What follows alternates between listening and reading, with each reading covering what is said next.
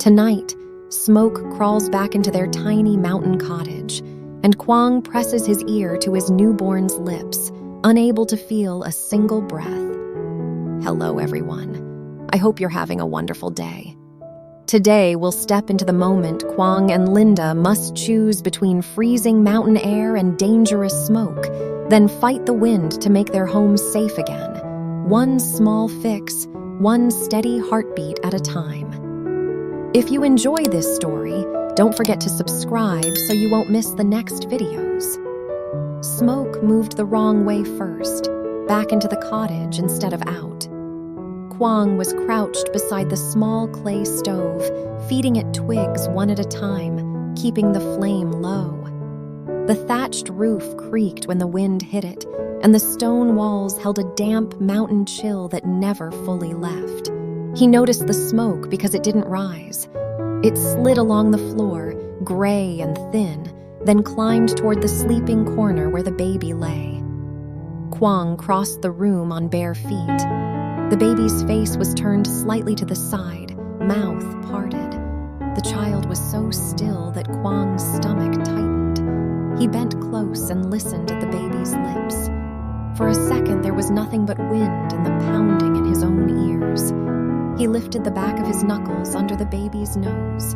No tickle of breath. His throat went dry. He pressed 2 fingers lightly to the baby's chest, then to the tiny neck.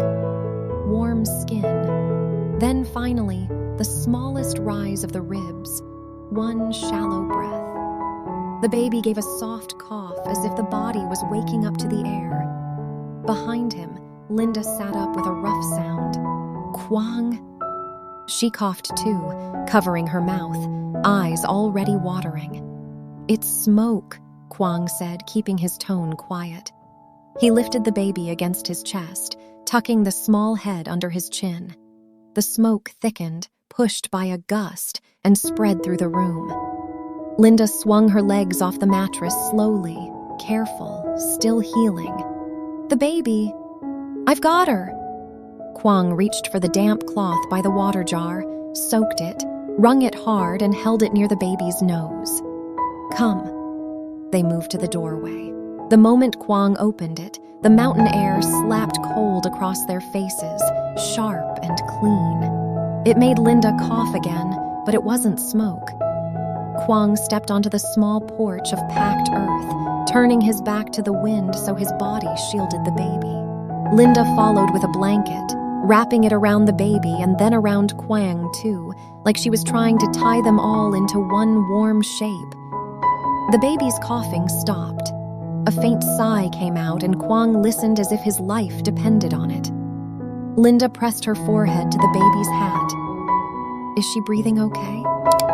Quang tilted his head, feeling that tiny breath against his collarbone. Yes, he said.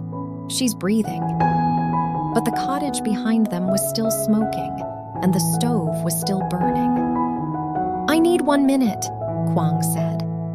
Linda's eyes held him. She didn't argue. She only nodded once. Quang stepped inside and pulled his shirt over his nose. The smoke stung his eyes. He grabbed the iron hook and pushed the burning wood into a shallow basin of sand beside the stove, smothering it piece by piece. Ash floated up and clung to his lashes. He opened the door wider, then lifted the small shutter near the roofline. The wind shoved back hard, and the smoke swirled like it wanted to stay. Quang looked up and understood. The wind had changed direction, pressing straight into the vent. Their chimney was only a gap in thatch and wood. He stepped back outside, coughing once into his sleeve. Linda was sitting on the porch step now, blanket pulled up around her shoulders, the baby tucked against her chest. Her eyes were fixed on the baby's face, watching for every tiny movement. Quang knelt close and slid his hand gently between the baby's back and Linda's arm. The baby's body was warm and heavy in that newborn way, breath faint but steady. Linda swallowed. I thought she wasn't... She stopped. Quang brushed a loose strand of hair off Linda's cheek with the back of his fingers. His hand was shaking a little, and he didn't hide it. "I thought it too," he admitted. "I hate this," Linda whispered. "I hate feeling helpless." "You're not helpless," Quang said. "You held her. You kept her warm." They stayed there until the smoke thinned, drifting out in slow gray ribbons. Quang leaned closer, taking the wind with his back, letting Linda and the baby have the softer air. When he went inside again, it was only to bring warm water. Not tea, just water warmed over the last coals, because they had to be careful with everything. Linda took a cup with both hands. She sipped, then cleared her throat. "Do you think the smoke hurt her?" Quang watched the baby's chest rise and fall. "She coughed once," he said. "If she keeps coughing tomorrow, we'll ask the women. They'll know what to do." Linda's gaze lifted to him. "And if they say we did something wrong?"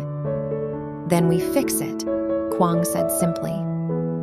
Before dawn, the wind eased. Quang kept the door cracked for fresh air and slept in short pieces, waking whenever the baby shifted. By morning, the cottage smelled mostly like stone and damp wood again. Footsteps passed outside. A woman's voice called a greeting, casual and curious. Quang stepped out and bowed his head. "Good morning, Auntie." Her eyes flicked to the soot mark above the stove, then to Quang's red eyes. "Smoke came in?" she asked. "Yes," Quang said. "The wind pushed it back." She clicked her tongue. "A newborn inside, and you're fighting the mountain like a city man." It wasn't cruel, just direct. Then she added softer. "You need a windbreak. Bamboo, straw, wet earth. Build a little shield outside the vent so the smoke has only one way to go." Quang nodded, listening like it mattered more than pride. "I don't have much." "Then trade work," she said, already turning. "Go to the terraces, help carry stones, tell them it's for your baby." When she walked on, Quang stood in the cold sunlight for a moment, letting the simple solution settle in. Linda's eyes opened when he sat beside the mattress. "Who was that?" "Auntie Mai," Quang said. "She told me how to fix the vent. I can get bamboo and straw if I work this morning." Linda's fingers tightened on the blanket, then relaxed. She looked down at the baby, listening to the soft breaths and then back at Quang. "You're going now?" "Yes," Quang said, "before the wind turns again." Linda reached up and touched his wrist, her hand warm against his skin. "Be careful," she whispered. Quang leaned down and kissed her forehead. Then he touched the baby's hat with one finger, light, steady, before standing to lace his worn shoes. Quang left while the sky was still pale, the terraces below the village hidden under a thin mist. The path was narrow, edged by stones slick with dew. Down in the fields, men were already working, shoulders bent, hands moving like they'd been doing it all their lives. An older man straightened and studied Quang for a beat. "Stone cottage," he said. "Smoke came back in?" "Yes," Quang answered. "My baby breathed it." The man's face softened, just slightly. "Stack those stones along the terrace wall so the water doesn't break it. Work until midday. You'll get bamboo and dry straw." Quang nodded and started. The stones were cold and heavier than they looked.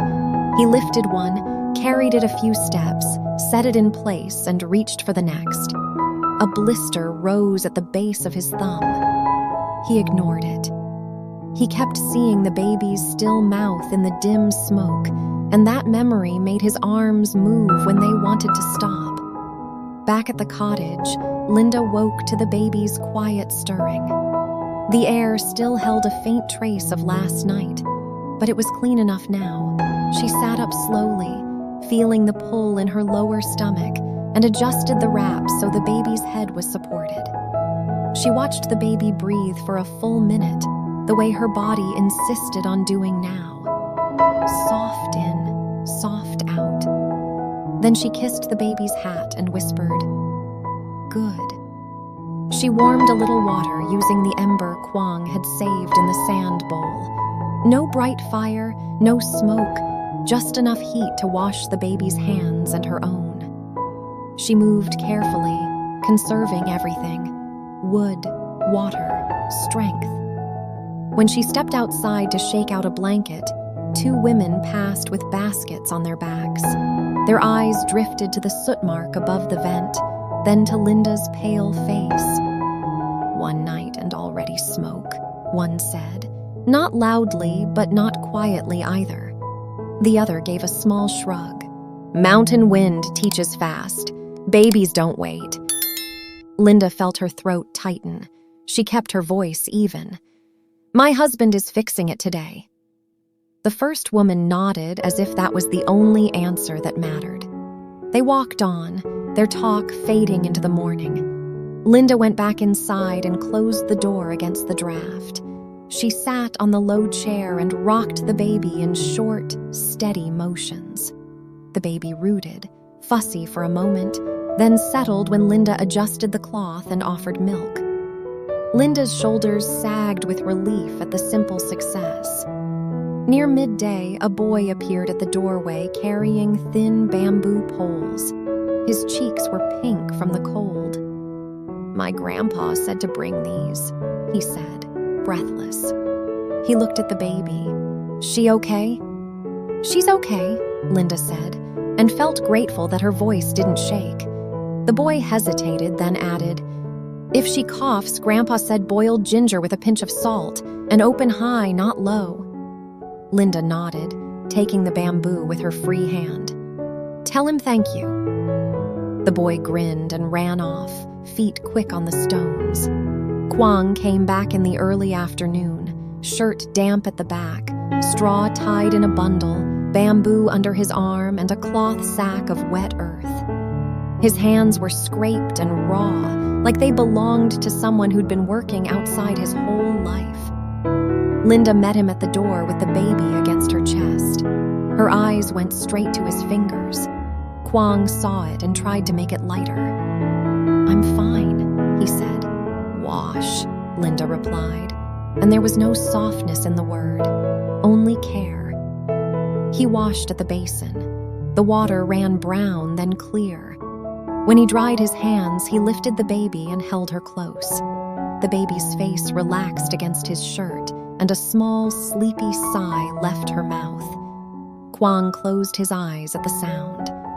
That's what I needed to hear. Linda let out a breath she'd been holding all day.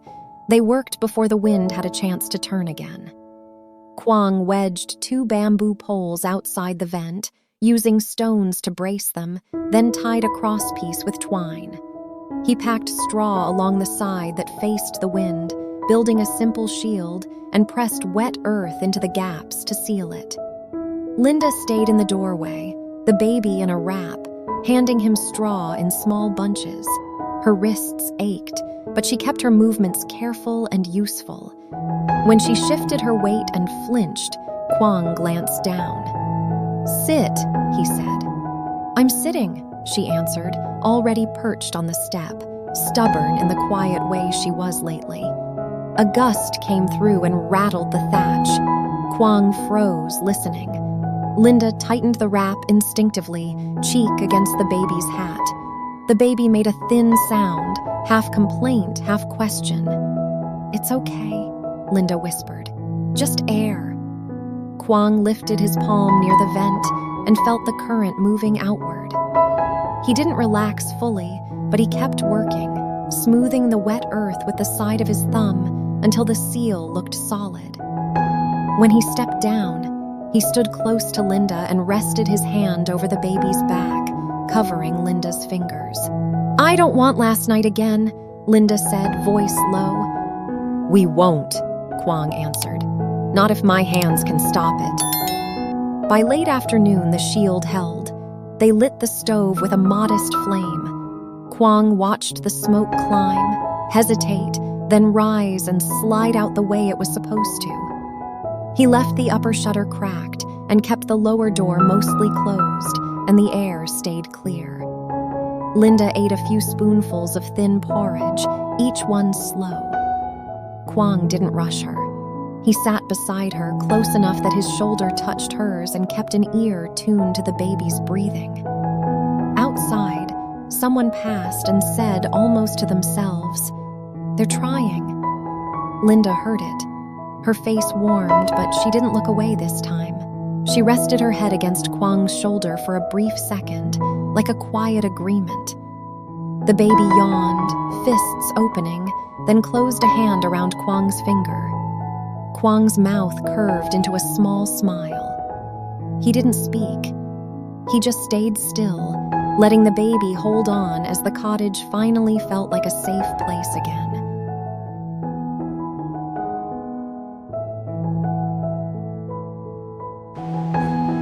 Xin chào.